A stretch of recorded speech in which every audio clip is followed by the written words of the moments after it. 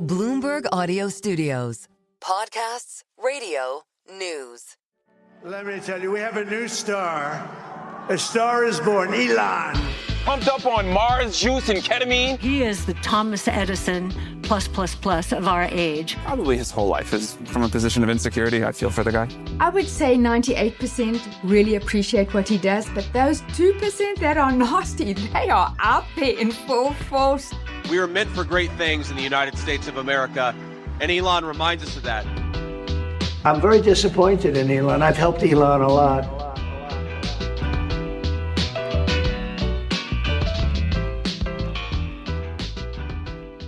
Welcome to Elon Inc., Bloomberg's weekly podcast about Elon Musk. It's Tuesday, June 24th. I'm your host, David Papadopoulos. So over the weekend, while the world was transfixed by the war raging in the Middle East, Musk quietly rolled out the Tesla Robotaxi on the mean streets of Austin, Texas. It didn't stay quiet for long, though. In fact, it sounded a little like this. This is a big day for Tesla Robotaxi experience. Let's go! This is about to be crazy. We are fastened.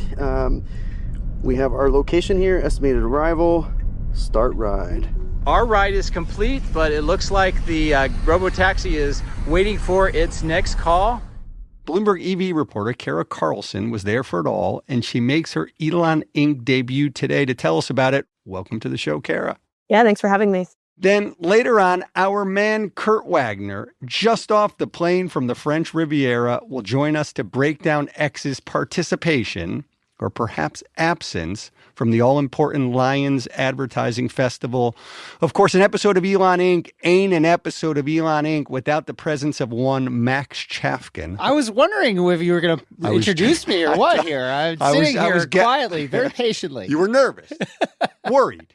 All right, so Max will have for you today, in no particular order, reports on enchiladas, exploding rockets, and Musk's odd computer situation. But we do indeed start in Austin with you, Kara. You were there for the launch on Sunday. What did you see? Yeah, so I started off bright and early. 6 a.m. is when they were potentially going to start launching. So I didn't see any for hours. They ended up launching at about 2, but I live in one of the neighborhoods they're launching. So I actually was seeing some of their vehicles just driving around, my neighborhood streets in the morning as we were waiting and watching streams. I ended up watching the first few rides through the stream of some of these people who had early access before heading out. And there was only a few cars out, so it was actually a bit of a game to try to find any of them. Okay, so in other words, like there was no starter gun. There was no pomp and circumstance or a hype man. There was no Musk. There was nothing that said the Robotaxi launch. No, suddenly they just started popping up here and there. Yeah, they've been in areas of South and Southeast Austin for, I'd say, a few months now. They're not labeled Robotaxi, the ones they've been using for testing. They're just Model Ys that they just recently refreshed. And I started noticing there's a lot with, manufacturer plates just kind of popping up. Sometimes they had some roof racks with sensors on them. They're just kind of driving around. I think, Elon Musk said that they're driving around in circles, and that really is what some of these neighborhoods have felt like. We should probably just lay out the basics of this launch. Kara mentioned it. Very small number of cars. I think we think, about 10, Kara? Is that right? About 10 to 20. I would say, from what I observed, that feels like the right number, and that's what Tesla has said before. I feel like you maybe saw every single one of them. Very small area. I mean, it doesn't include downtown Austin.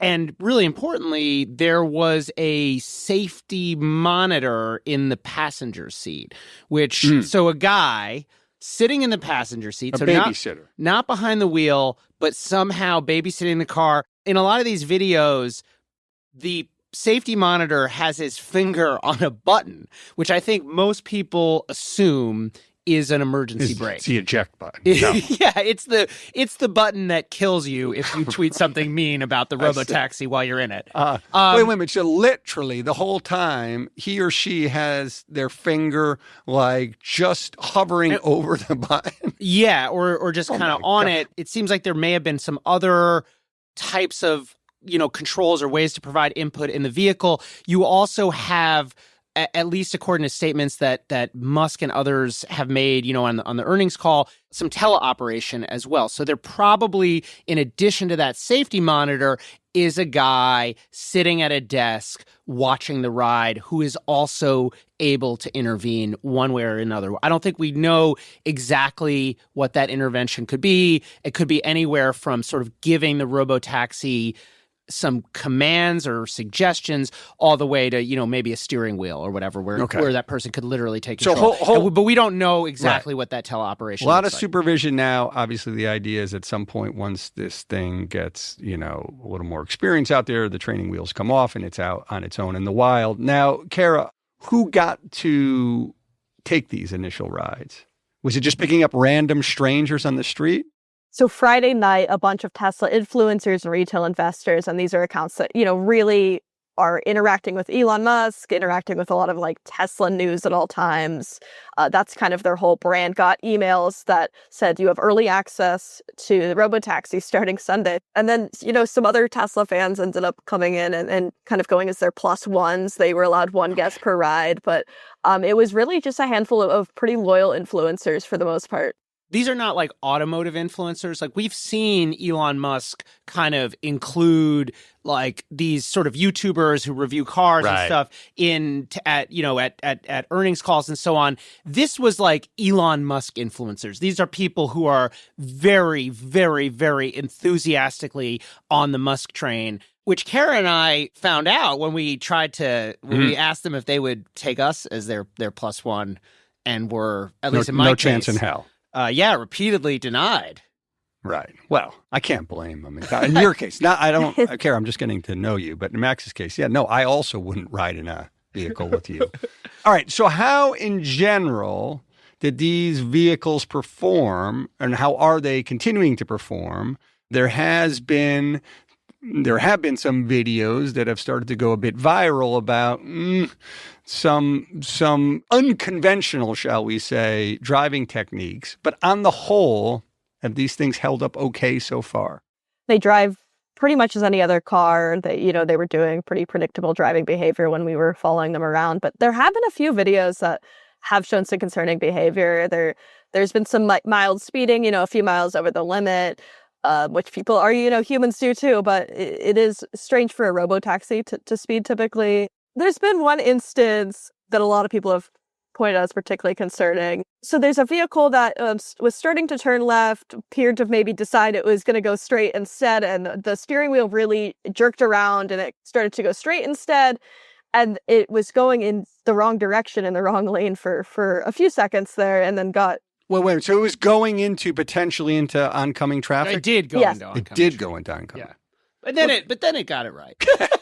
2 hours later, it figured it out. It got back into the... well, that doesn't sound good. I mean, I almost feel like I don't need to say this, but this is very much a demonstration, in a very controlled demonstration. So we're evaluating it. So part of why Kara is bringing up these, they sound like very minor examples, and they are, except that this is a situation where there is a ton of monitoring, where the routes have been traveled over many times, where it's a very controlled, and we're even getting the information we're getting from these rides is also very controlled because it's being filtered through these fans. But the thing is, what they've done here really is a long way from what Elon Musk has said they're going to do. And what he said they're going to do, just to remind people, is to be able to have any Tesla anywhere driving around unsupervised. None of that is true right now. There is a very small geographic area, a very small fleet, and there is a ton of supervision. And I think it would have been surprising if something really bad happened with these tests. Even these minor, screw ups are a little bit surprising, just because, again, this is not all that different from what we saw in October, on the soundstage, right? It's just a California. larger version of that thing. And which, maybe that's some progress, but still. Right. Which gets me to the next point, Kara, which is, despite how sort of, just okay this whole launch seemed, The stock really popped yesterday. Tesla stock did. It rallied 8%, which by Tesla standards, because it's a very volatile stock, it's not some enormous move. And yet 8% is 8%. It certainly did not go down. So I guess the market's first take is like, wow, this is great. Big hit.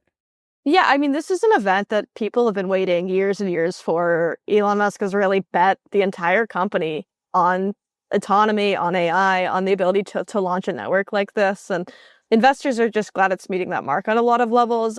They will be closely watching to see if it actually can scale from here, is something that even the most bullish investors are really keeping an eye on right now, though.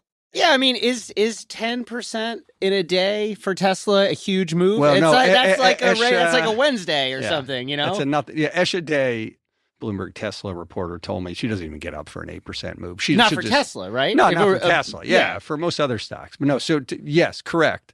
Look, the other thing is, for this stock, 8% is not a huge jump. This is a very volatile stock, but also like there were versions of this day that could have been a lot worse, right? One thing that has surprised me, frankly, is how cautious Elon Musk is being with this launch. Like it in certain ways, like, yes, he's putting these cars that in a lot of ways don't seem to do the thing that he says they do on public roads. On the other hand, he's kept this to be a very modest demo, I think much more modest than anybody believed or anybody would have thought. Like he's talking about teleoperation, which is something that he hadn't talked about before, or he had said if there was teleoperation, that would be a bad sign. So in other words, like he's being safe at least, or maybe safer than he otherwise could have been, or some of his action. Like we didn't see as you know, maybe concerning or whatever as the incident we talked about with the Tesla crossing over the double line is, you know, there wasn't anything worse. So maybe it's slightly beat expectations that some people had.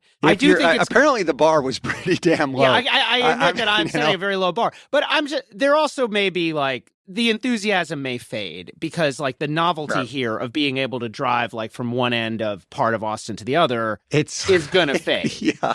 It's like the boring company ride where you can go from like one hotel end from the Las Vegas Convention Center to the Resorts World. You know, Max, last week when you launched your acronym, a response. Are we talking about Mammut or Madra?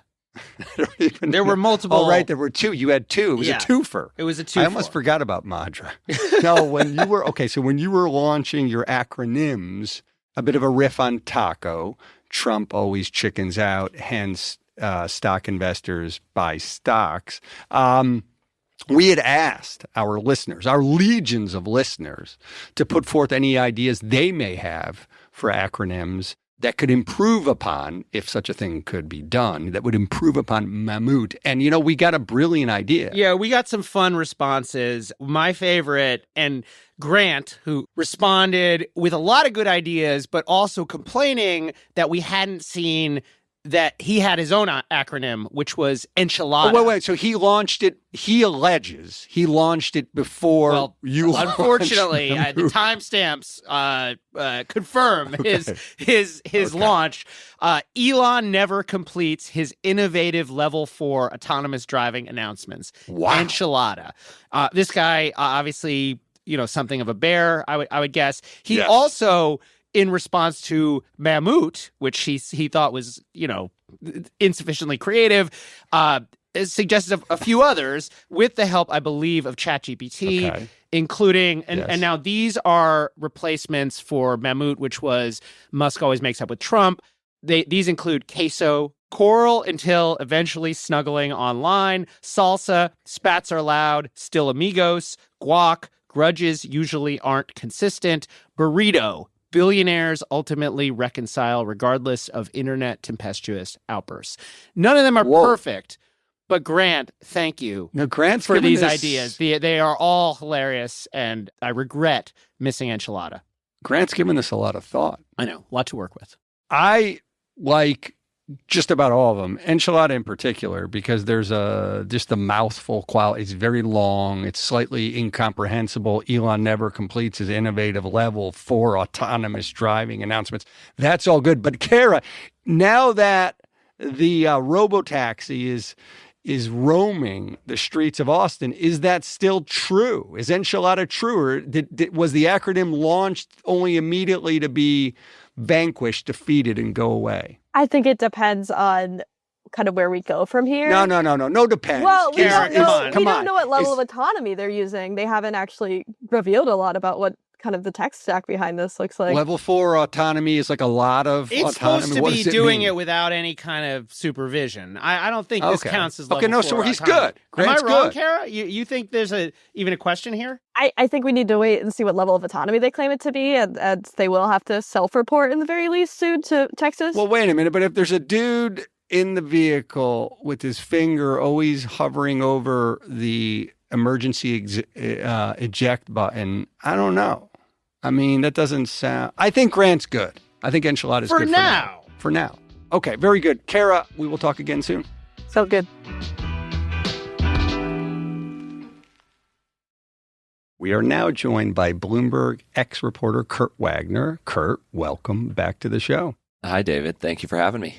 So listen, Kurt, let me just get this out of the way and get it off my chest. But you, Kurt, okay? Max and I been sweating it out on the mean streets of Manhattan, earning an honest living. Yeah. And you're sipping Royal Vespers and taking in the sea breeze at La Belle Époque. What kind of gig is this that you have? I feel like this wasn't even the worst introduction you've ever given me on this show. So I feel like, by that standard, I'm actually moving up in the world. That's right, David. While you were sweating here in New York, I was sweating in the south of France and drinking rosé. It's a hard life out there, You get up early looking out and at the a French, lot of meetings.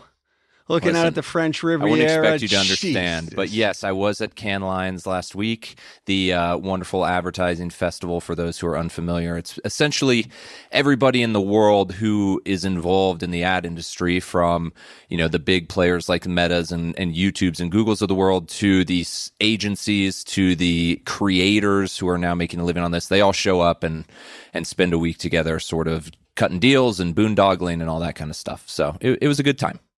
Now, what was X's presence there? Because I feel like just last year, its presence was kind of odd, unique. And how did it play out this year? So last year was interesting because Elon showed up himself, and I believe he did a keynote with WPP, one of the largest ad agencies in the world, or I believe the largest ad agency. And he kind of signaled, hey, this is important to me by physically showing up and giving his time.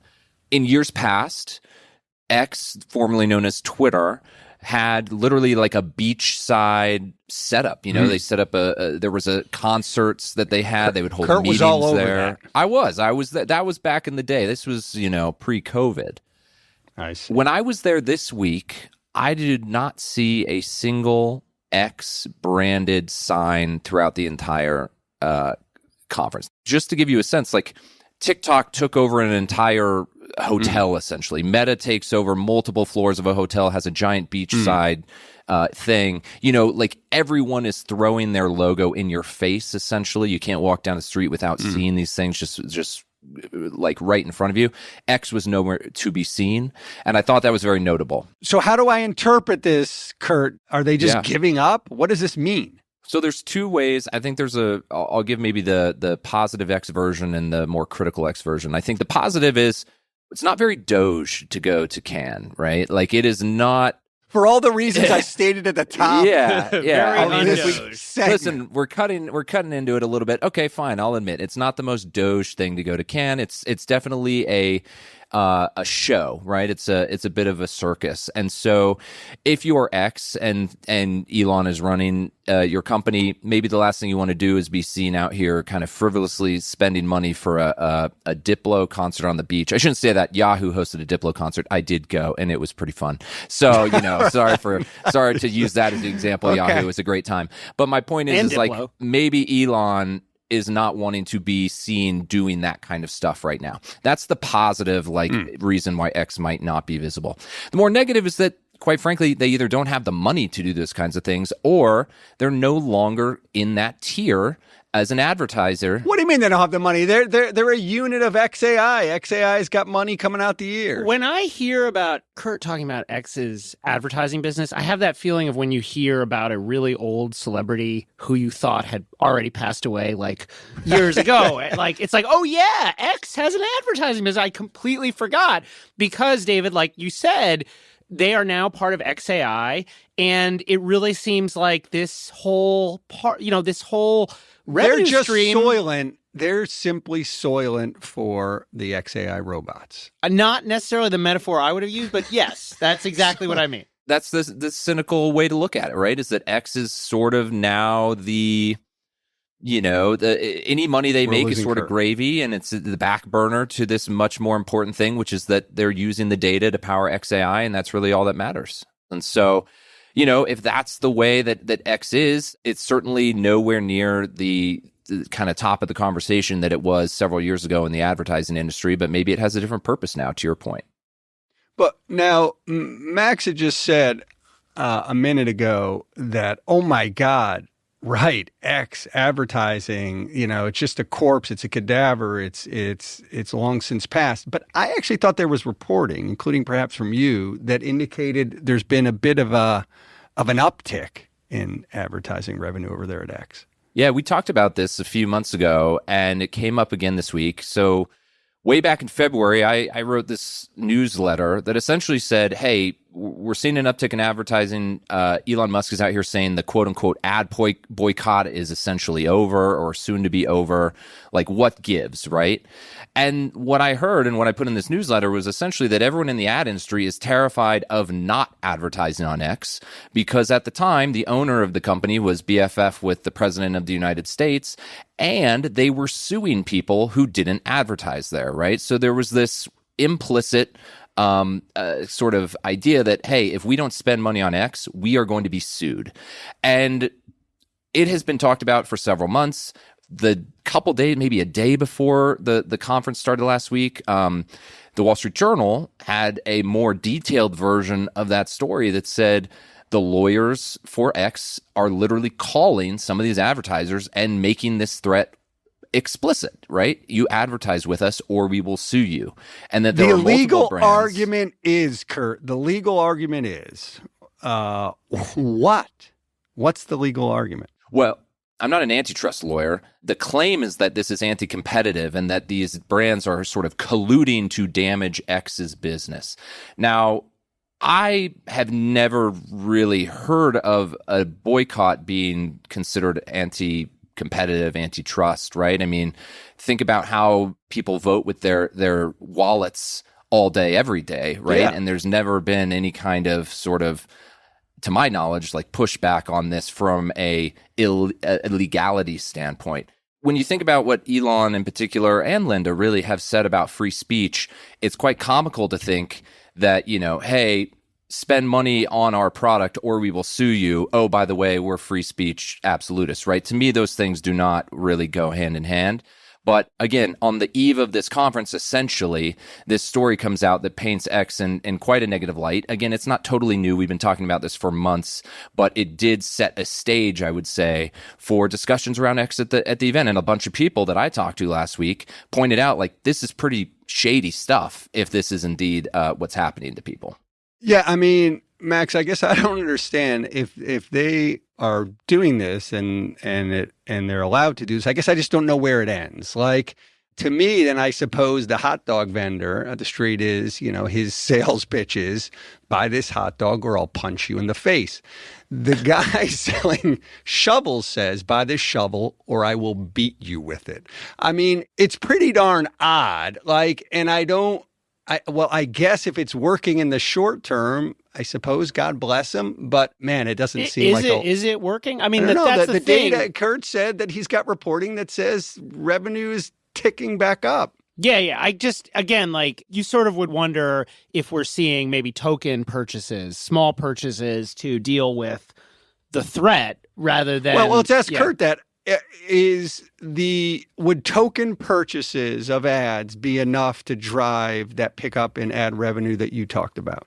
Yes, at scale, because remember, the numbers are quite small, right? I mean, this is not like a $100 billion annual revenue company where someone spending $10 million gets totally lost in the sauce. It's like they're making, $2.5 billion in annual revenue. So if suddenly you have a dozen advertisers that have all, spending $10 million plus or whatever it is, that's going to actually be a noticeable jump in revenue. Small, but noticeable. So I do think the token thing is sort of a real. And if you are a giant advertiser, you have to weigh, like, is $10 million worth sort of the public drama of being sued by X and going through a multi-year lawsuit. And I think a lot of brands would just say, let's just give them the money and move on. You just give them the money and run the ad. But is this a sustainable thing, right? Like, to Max's point, like, okay, maybe there's an uptick this year, but like, this is not the sign of a healthy business when you have to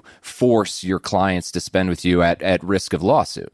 Okay, Kurt, so CEO Linda Yaccarino sat down with an Axios reporter for a panel there at Cannes, and it got a little sporty. Tell us briefly about it. Well, we talked about that story that came out, and so Linda was asked about this on stage, I believe it was on Monday of Cannes, so the very first day of the conference. And essentially, instead of, either acknowledging, yes, we are doing this, or even disputing it, the real feedback was like, she trashed the Wall Street Journal, and was like, does anyone even read that thing? Anyone still read that publication? Right. And the whole notion, and you guys are familiar with this because you cover Elon and have paid attention to Elon for years, but like, this is a pretty tried and true strategy from sort of Elon Musk as well, right? Which is like, someone writes something that he doesn't like, or in this case, she doesn't like. And the response is, well, I'm just going to bash the journalism. I'm going to bash that outlet and those reporters and sort of cast doubt on the story that way. And so that's what we saw. But it was a kind of an awkward way to start the week, right? Everyone's there to potentially do these deals and perhaps give X big checks for money for ads. But instead of starting that way, it really started with this sort of combative conversation with Linda. And it did come up several times throughout my discussions that week, is just sort of like, it wasn't really a great look for her or X on the eve or the beginning of this important conference. Bit of a buzzkill. The other thing I'm thinking about as Kurt is talking about this, we talked last week about cash burn at XAI. Yes. I think $1 billion a month was the figure that we had from our reporting. I mean, there's a lot of cash going out of this combined company, and but from X, it's mostly just going to be for the debt, right? I mean, they've sacked a huge chunk of their workforce, and right? I mean, yeah, you're right. They are bleeding money. I'm just saying there's not that much revenue coming into this operation, either from the AI side or from the advertising side. Yeah, I mean, that fundraise, apparently, which they are still doing right now for XAI, of which X is now a unit, apparently came a touch too late for the big con party. They had that money come in, they would have, that's where Kurt would have been hanging out on Thursday night. At the big, would have been doing a double.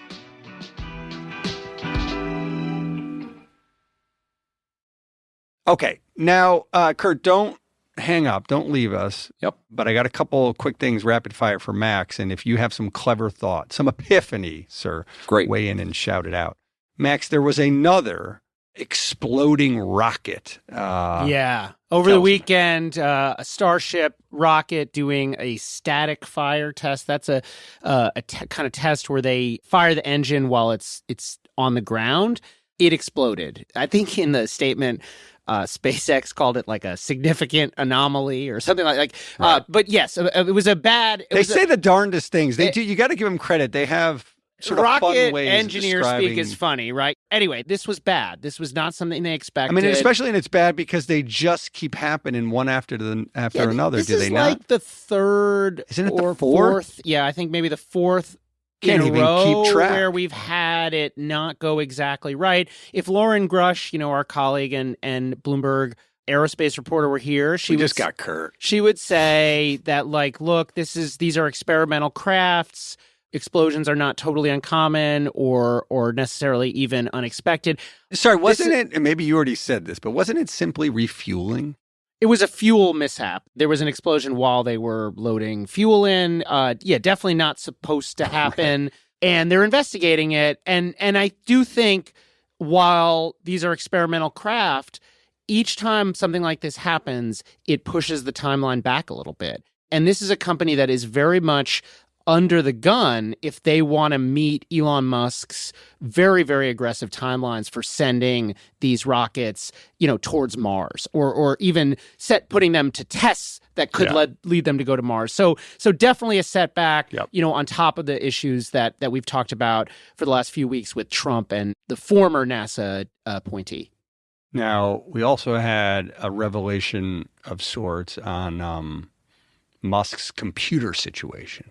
Yeah, this is where I want Kurt's input here, because a lot of people were surprised that in the legal filings between OpenAI and Elon Musk, in the dispute between Sam Altman and Elon Musk, OpenAI and Elon Musk, Elon's team essentially said he does not have a computer, and that the OpenAI had been expecting emails or documents from his computer. I guess they got some from his phone, but his lawyer said no computer. And a lot of people are surprised by this. And my reaction, Kurt, was, is it really that surprising? I feel like Elon's not the only CEO who goes or claims to go without a computer.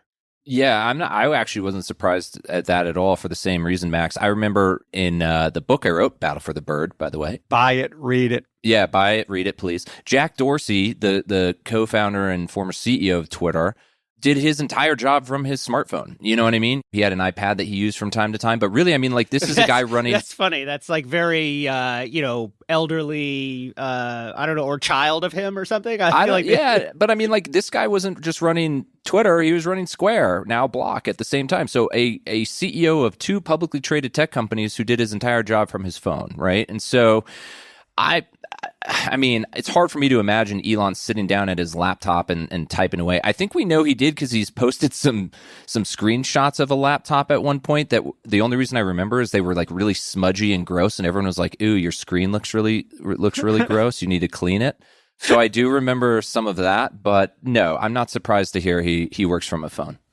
I suspect that laptop is his gaming piece. He does play a lot of computer games. But yeah, these guys have assistants and stuff as well. What would you need a computer for if you're Elon Musk? He's got what the hell's the name of his robot? He's got Optimus. Optimus. Come on, man. He's got a whole flock of Optimi around him that just at his beck and call. I would be surprising if you saw Elon typing away at a laptop, I'd say, unless he was playing a computer game or composing a meme.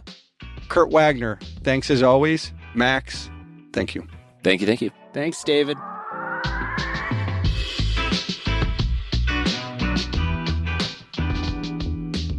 This episode was produced by Stacey Wong and edited by Anna Masarakis. Blake Maples handles engineering and Dave Purcell fact checks. Our supervising producer is Magnus Henriksen. The Elon Inc. theme is written and performed by Taka Yasuzawa and Alex Sugiura. Brendan Francis Newnham is our executive producer, and Sage Bauman is the head of Bloomberg Podcasts. A big thanks, as always, to our supporters Joel Weber and Brad Stone. I'm David Papadopoulos. If you have a minute, rate and review our show. It'll help other listeners find us. See you next week.